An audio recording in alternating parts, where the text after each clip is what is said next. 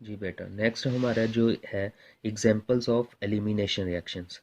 तो first of all alcohol की example कह रहे हैं। Alcohol undergo E1 reaction. E1 reaction मतलब that occur in two steps. First step is the ionization. Second step is the attack of base on the beta hydrogen for the formation of pi bond. Influence strong acid being the leaving group. पहले हम primary alcohol की बात कर रहे हैं। Primary alcohol का reaction जो है वो 95% सल्फ्यूरिक एसिड एंड 150 सेल्सियस पे अटैक होगा। ऑक्सीजन जो है वो प्रोटॉन एक्सेप्ट करेगी, प्रोटीनेशन हो गया। प्रोटीनेशन के बाद beta hydrogen that is alpha that is beta, beta hydrogen remove होगी और water act as a leaving group.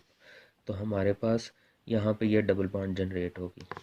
इसके बरक्स टर्शरी, क्योंकि अभी लास्ट टॉपिक में हमने कहा कि जो कार्बोकैटाइन होते हैं E1 जो रिएक्शंस होते हैं इसमें रेट ऑफ रिएक्शन जो होगा या प्रोडक्ट होगा वो स्टेबिलिटी ऑफ कार्बोकैटाइन पे डिपेंड करती है। अब टर्शरी कार्बोकैटाइन मोर रिएक्टिव, सिर्फ ओनली % सल्फ्यूरिक एसिड और जस्ट 50 सेल्सियस टेम्परेचर, यानी कि रिएक्शन कंडीशन से क्लियर हो रहा है कि जो टर्शरी अल्कोहल है वो ज़्यादा विगरस एलिमिनेशन रिएक्शन प्रोड्यूस करते हैं as compare to primary alcohol. तो tertiary alcohol again first step is the protonation. Second step ये 1 2 3 तीन तरह की बीटा एलिमिनेशंस हाइड्रोजन मौजूद हैं, तो किसी से भी आप प्रोटॉन एलिमिनेट करके प्रोडक्ट बन जाएगा। लिहाजा tertiary alcohol are more liable to elimination reaction with the E1 reaction. Condition से क्लियर हो रहा है कि जो टर्शरी अल्कोहल हैं वो ज़्यादा ईजीली एलिमिनेशन रिएक्शन प्रोड्यूस करते हैं as compare to primary alcohol. Example number 2 है elimination from alkyl halide. Alcohol के बाद जो अल्काइल हैलाइड है that are also undergo elimination reaction in presence of Lewis acid. Lewis acid क्या होते हैं? एक ऐसी चीज which can accept pair of electron, accept pair of electron is known as Lewis acid. For example silver ion है। Reactivity of alkyl halide E1 reaction increase. अगर आप लीवस acid को यूज़ करेंगे तो रिएक्टिविटी इंक्रीज हो जाएगी। For example we have tertiary chloride in presence of silver ion. तो silver will chloride आइन, यहाँ से इसका इलेक्ट्रॉन डिटैच करेगा और अटैक करेगा सिल्वर पे। Silver chloride tertiary carbocation generate होगा which is stable one. Base attack करेगी बीटा हाइड्रोजन पे। बीटा हाइड्रोजन पे अटैक करने से यहाँ पे हम 2 करके एक हाइड्रोजन को डिटैच कर देते हैं, तो हमारा प्रोडक्ट बन गया अनसैचुरेटेड एल्कीन प्रिपेयर होगी from the alkyl halide. Third example of elimination reaction is elimination to give alkynes base catalyzed elimination from alkenyls. What is alkenyl? When hydrogen atom eliminated from alkenes, the resulting species termed as alkenyls. For example हमारे पास है alkyne, अगर हम इसमें से 1 hydrogen eliminate कर दें तो जो हमारे पास प्रोडक्ट बनेगा CH2H that is vinyl group जिसे हम बोलते हैं।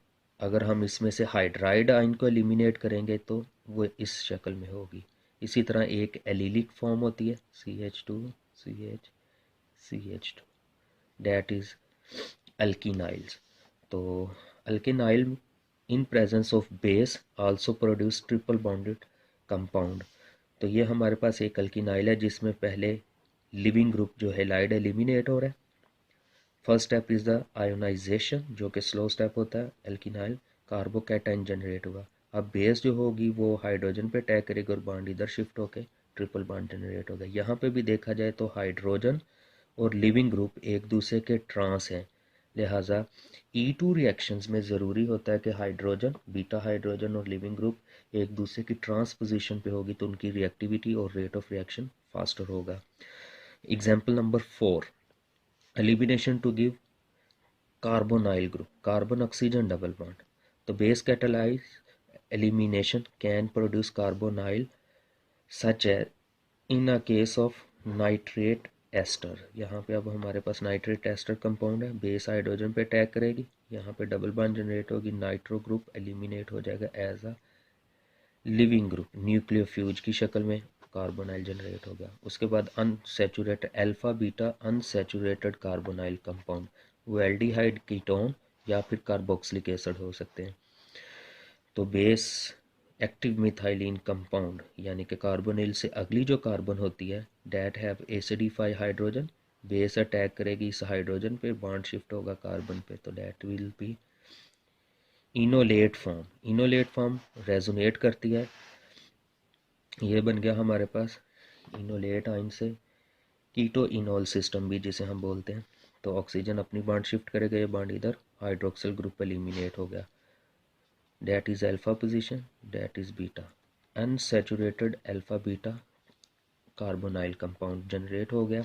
इसी तरह अगर हमारे पास बीटा हाइड्रोक्सी एसिड, ये था beta hydroxy carbonyl ketone, beta hydroxy ketone, अगर हमारे पास बीटा हाइड्रोक्सी एसिड यानी कि ये वाली पोजीशन अल्फा, ये वाली हमारे पास beta position, beta hydroxy carboxylic acid, base की मौजूदगी में बेटा कार्बोनाइल ग्रुप से अगली जो हाइड्रोजन होती है वो इसके ऊपर अटैक करेगी, बॉन्ड शिफ्ट हो जाएगा, अगेन रेजोनेंस या डीलोकलाइजेशन होगी, डीलोकलाइजेशन से हाइड्रोक्सिल ग्रुप एलिमिनेट होगा, यहाँ से हाइड्रोक्सिल ग्रुप एलिमिनेट होने से alpha beta unsaturated carboxylic acid produce हो गया।